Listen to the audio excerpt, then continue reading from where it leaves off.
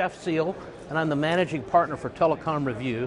We're here at MEF Gen 15 event for our continuing CEO series, visiting with heads of carriers from around the world to get a perspective on what's new and exciting in their arena.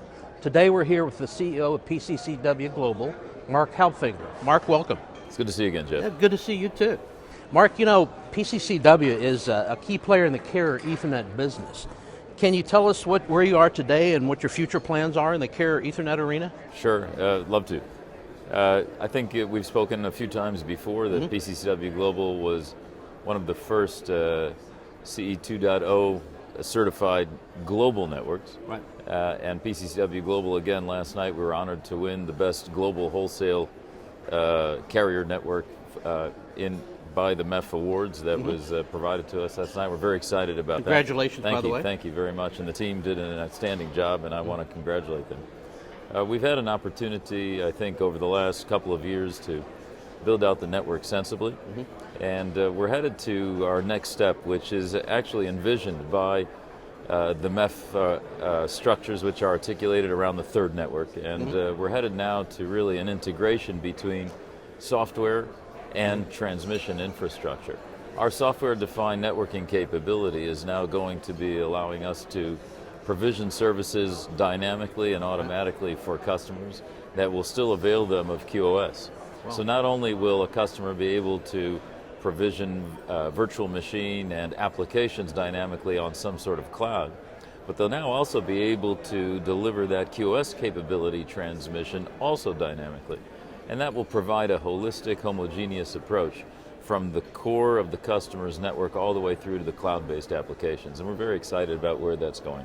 You know, you mentioned you being Carrier Ethernet 2 certified. Yes, sir. And I think you were, and correct me if I'm wrong, one of the very first carriers to be such. We believe so. Certainly the first global network. Right. I think we were the ones to challenge the M in the acronym Metro, right? So by being a global network that was certified, I think we gave thought to some of the rest of the participants in MEF about what the roadmap needed to be with a global perspective, and we're excited to be one of the entities that influence the thought process in MEF through participation on the board, through participation in the various working groups. And we think that what MEF is doing is important, not only internally, but also, I don't know if you're familiar with their MEF Unite program, which is designed to actually aggregate multiple standards institutes to make sure that people are singing from the same sheet of music about where the industry needs to be going from a standards perspective. And anytime we see something like that contributes globally to a common thought process, we're very, very keen to contribute. So you're part of the MEF Unite initiative there? We have colleagues who are on the MEF board, right, and through that effort, obviously contribute to MEF Unite. Good, good.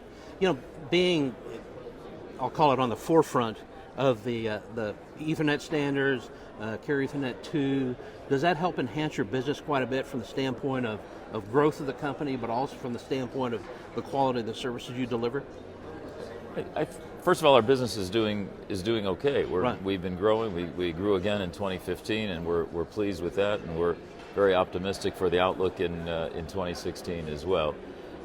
Being in part of MEF and understanding where the standards are going, understanding how the business is evolving and changing allows us to stay abreast of where things are going. I think that one of the challenges that we have today is the pace. Right. The pace of change is dramatic.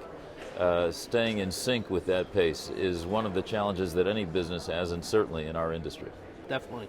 You know, you PCCW are pretty big in having global interconnections with the major carriers around the world, Ethernet interconnections. That's correct.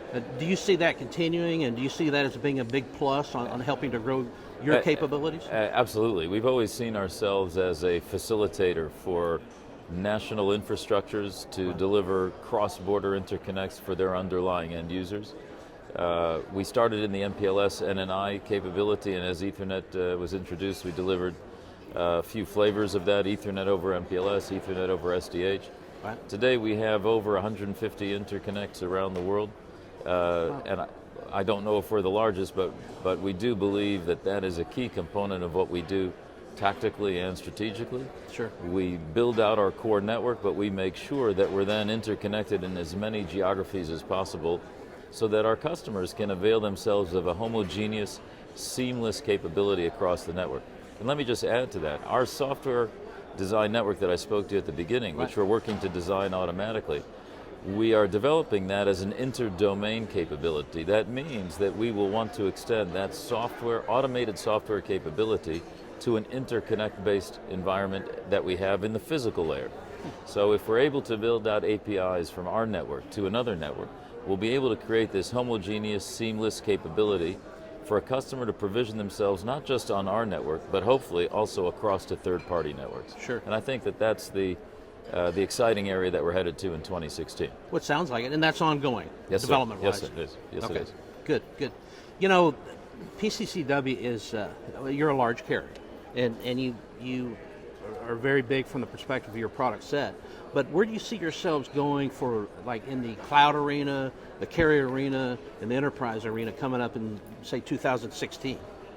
Well, first of all, I don't know what you would define as big. I think we do a reasonable business, and we're very pleased to collaborate with service providers, whether large or small, and I'll let the numbers do the talking for themselves in terms of size. But we see ourselves, as I said to you before, as being a facilitator, working with large service providers who are perhaps not as interested in some of the difficult markets as we are, but still need to provision for their end users. And we're interested in working with smaller providers who are interested to expand their footprint where we can leverage our capability on their behalf. I think having those capabilities is part of our primary objective.